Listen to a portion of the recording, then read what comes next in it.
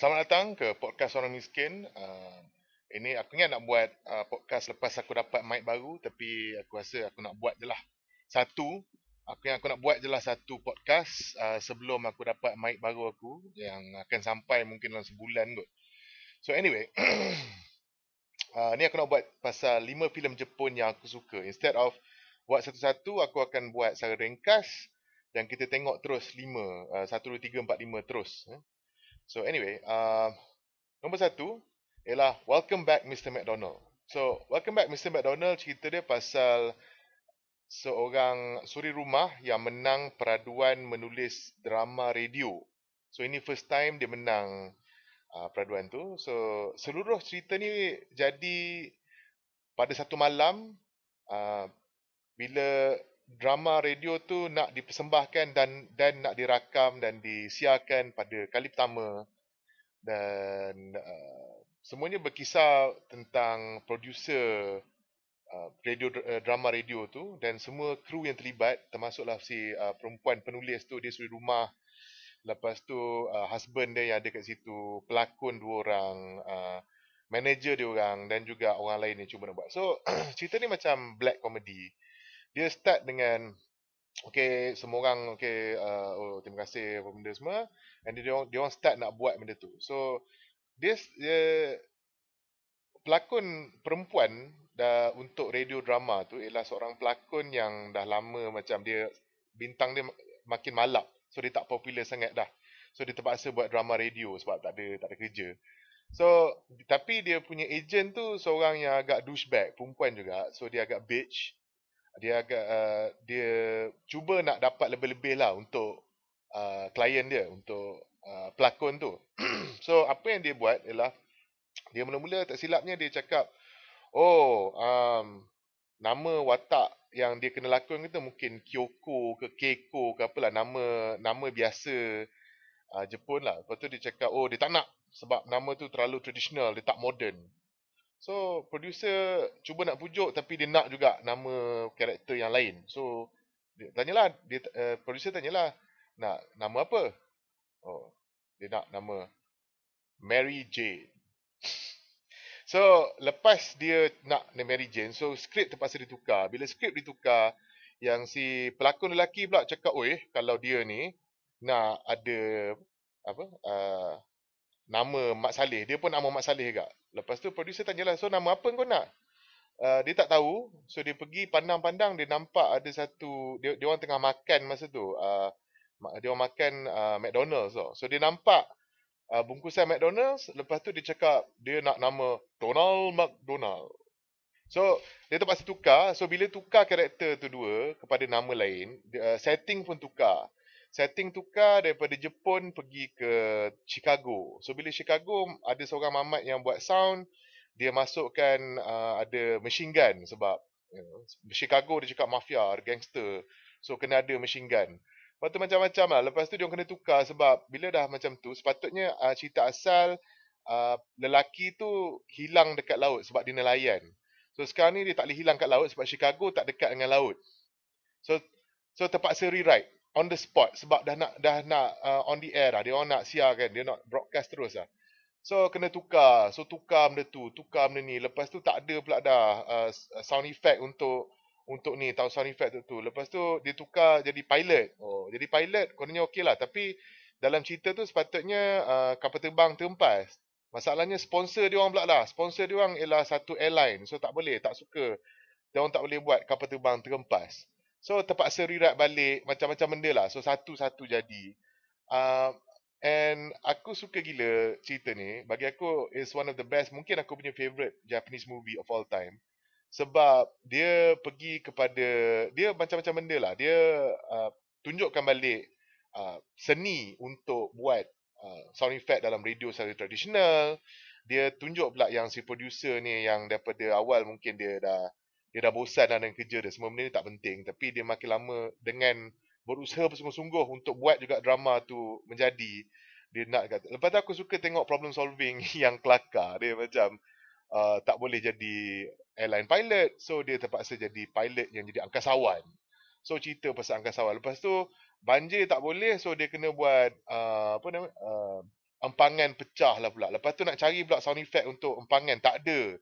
So dia orang terpaksa pula dah cari seorang Pak Gad kat situ yang dulu pernah kerja dia buat sound effect secara tradisional. So macam hujan ialah kau letak polystyrene cup dekat mic, lepas tu kau curah beras atas tu. So hujan. Lepas tu kalau nak buat empangan pecah pula ialah polystyrene uh, apa kau koyakkan dekat dengan mikrofon, lepas tu kau manipulate lah, kau playback dengan cara yang slow. So dia jadi macam tu. So aku suka betul Welcome Back Mr. McDonald. Aku rasa lawak dia kelakar, aku rasa dia very understated lah. Dia tak ada menggelabah, dia tak ada macam oh melampau-lampau sangat. Cerita simple, satu malam je. And ada seorang je yang dengar dia orang punya radio tu, dia orang punya drama radio tu. Yang ditunjuk, diwakilkan lah. Pendengar diwakilkan dengan seorang uh, pemandu lori yang malam-malam dia dengar drama radio for some reason. So it's nice, it's very good. Kau kena tengok lah, memang best. So kita go to the next one. Okay, this one is Climbers High.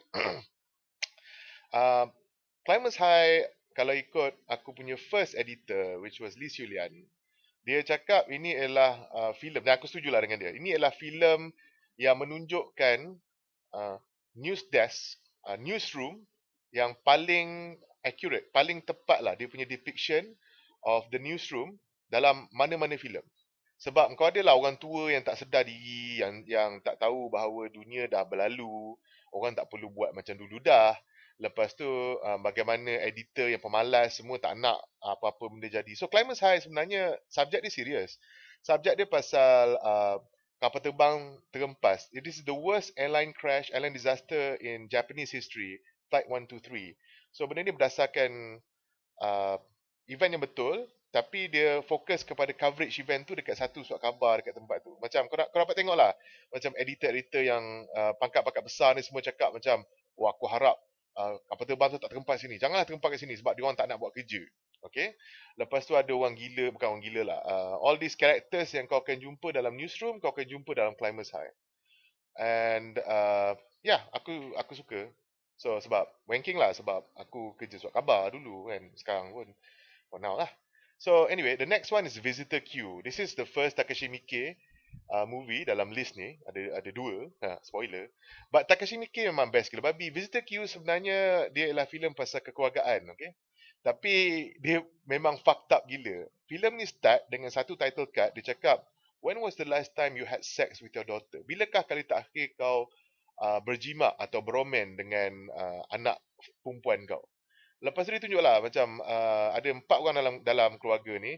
Bapak dia loser, bapak dia cuba nak mencapai kewartawanan yang tinggi dengan rekod je apa yang jadi, walaupun macam dia kena harass, dia kena sexually abuse oleh orang yang dia nak interview, dia kena bully lah benda apa semua. Lepas tu anak dia kena bully kat rumah. Lepas tu dia pun rakamkan benda tu. So isteri dia pula ialah seorang perempuan yang tak dapat nak keep the family together. So dia agak conflicted. Anak dia kena bully and tak suka parents dia. So this is the real black comedy sebab benda dia kelakar, tapi things got worse and worse and worse. Yang si husband tu dia beromeng anak dia sebab anak perempuan dia fucked up, tak balik rumah, nak jadi pelacur, some shit like that. Kokose, apa benda lah. Enjo Kosai is paid dating or something, whatever. So so dia orang tiba-tiba si mamat lelaki tu dia terbunuh. Si husband tu dia terbunuh colleague dia yang cuba tolong dia. So dah terbunuh tu dia cuba nak hide perempuan tu. So dia adalah kerat lah perempuan tu. Adalah benda-benda it's weird and dark. Tapi Visitor Q merujuk kepada watak pelik tau, yang dia first time dia jumpa dengan husband tu ialah dia jalan-jalan, dia nampak husband si lelaki tu duduk tunggu bas atau tunggu train, aku tak ingat. So lepas tu dia pergi ambil batu, dia pukul kepala lelaki tu. So dia pukul 3 kali tau. Then tak pasal-pasal, tak ada reason. Dia pukul kali ketiga, lepas tu next scene cut terus tunjuk mamat tu makan dengan family tu. Lepas tu semua orang buat macam tak ada apa-apa.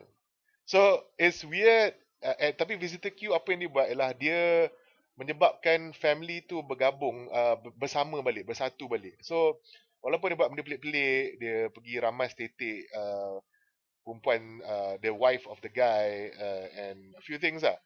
So dia ada macam-macam benda lah, visuals yang best. Aku kalau nak buat total deconstruction, total review of the whole thing, a complete review, kena cakap lah pasal feminism, pasal motherhood, maternal, whatever the fuck. Sebab ada scene dalam tu, contohnya perempuan tu dipicit titik dia sampai keluar minyak lah, sampai keluar susu yang cover satu kitchen. So si anak dia pula pergi baring dalam susu tu. So it's a family movie lah. Visitor Q is a weird, dark movie, tapi dia juga ialah satu family movie yang kau kena tengok lah sebenarnya. Okay, so Ichi the Killer is another movie by Takashi Miike. So Takashi Miike adapt buku lah, filem ni, cerita ni daripada satu komik. So satu manga. So manga dia best, and dia punya filem pun best juga. Aku suka filem dia. Dia cerita pasal Mamat ni, nama dia jadi macam vigilante tau, vigilante. Dia jadi macam orang yang menegakkan keadilan tapi tanpa lesen lah basically. Dia tak sepatutnya buat benda-benda macam tu, tapi dia lawan lah mafia, yakuza, apa benda semua. Yang kelakarnya, bila dia pergi berlawan dengan orang, dia pakai baju yang ada nombor 1 kat situ. Nama dia Ichi. Ichi means one, or the first. So, dia pun pakai baju nombor 1. Lepas tu, dia adalah benda-benda kau kena tengok lah. It's weird, it's fucked up, it's black comedy. It's not, it's dark. It's really dark. Tapi best. Dia, bagi aku, Ichi the Killer beat all the Young and Dangerous movies and also beat all Godfather movies. Pergi mampus. Semua movie lain tu pergi mampus. Ichi the Killer ialah filem gangster yang paling best sekali. Alright. And the fourth one is Inu no Eiga. Inu no Eiga yang 2005. Dia ada satu lagi, 2011. 2011 tu tak best sangat. Yang 2005 ni dia ada, dia Inu no Eiga ialah satu anthology movie tau. Dia anthology movie, it's an anthology of short films yang dibuat oleh macam-macam director.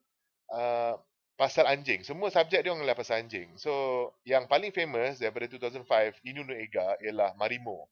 Cerita Marimo. Marimo tu memang cheap tactics, cheap whatever the fuck, tapi dia best. Dia Marimo contohnya is the longest piece dalam ni. Is about, I think about 10 minutes or 15 minutes ke. Dia pasal seorang budak perempuan tulis surat lah kiranya untuk anjing dia. Lepas tu, anjing dia dah mati, spoiler. So tulis surat kepada anjing dia macam mana dia rasa, kenapa lah kau belah sebab masa kau kecil macam ni, bla bla bla bla bla. Tu sedih, tu dah sedih. Flip dia ialah tiba-tiba perempuan tiba-tiba ada surat lain pula, which is yang dibaca lah. All these things are narrated, dibaca oleh Sorelata. So Sorelata surat daripada anjing tu pula kepada tuan dia. So aku rasa itu best. Tapi that's not even the best thing daripada Inu no Eiga 2005. Okay. The best thing bagi aku ada beberapa sketch lain yang dia buat sebelum tu. Ada 3 minit, ada 5 minit. Ada satu music video dengan ada The Saber Dance from the Ballet Gayane. Lepas tu pasal Saber Dance ni, kalau kau tahu music dia macam